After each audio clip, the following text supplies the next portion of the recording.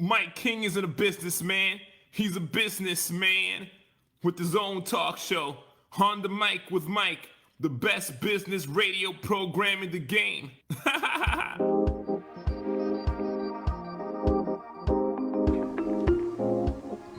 Ladies and gentlemen, welcome back to On the Mic with Mike. It is the premier social enterprise business show in Richmond. You heard the man there, because we get the greatest guest we have with us right now, Barb Upchurch. Barb, thanks for holding on. So no worries.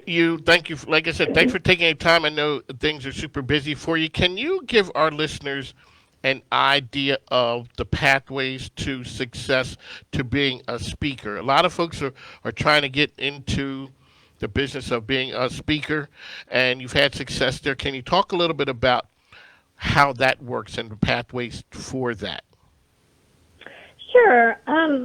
I first honed my speaking skills. Just feeling comfortable speaking is something that is difficult for a lot of people, myself included. So I started in Toastmasters locally in Richmond, and then I moved to the UK and was in their Toastmasters club, which British people are brilliant speakers. It was almost intimidating. But luckily, I was asked to help come along and teach public speaking classes in England. And I had one person say, "You're the woman who has made this whole entire room full of fear." I'm like, hey, that's not what I want to do. So learning speaking skills, first and foremost, is helpful just to overcome your fear of speaking or your nervousness.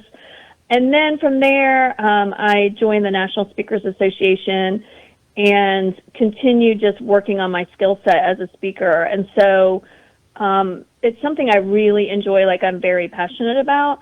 And so the more I niche into my subject matter, which is the food industry, the easier it is to get speaking opportunities, because when you niche really hard into a certain subject matter, it makes it easier to be the subject matter expert. And so that's where I feel like my skills shine, because I have the ability to, put together any length of speaking time. So it could be a 15-minute keynote, or it could be an 8-hour workshop.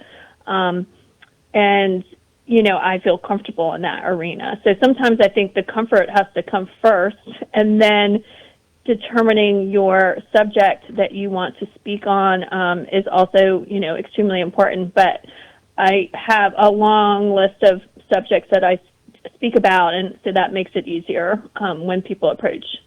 But you're saying a person can drill down to be the subject matter expert, then they're expert in that field, and it gives you the ability to talk to that point there to those people. Exactly. So the harder, and I think it also works well in your business, like as a consultant.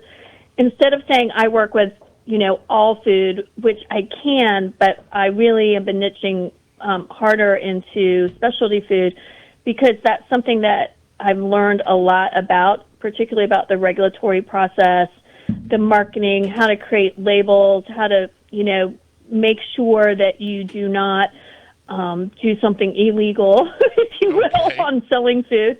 And so that's why the harder, the more you niche into a certain subject area, the easier it is to actually be the expert in that area. Alrighty, folks, the voice you're listening to is Barb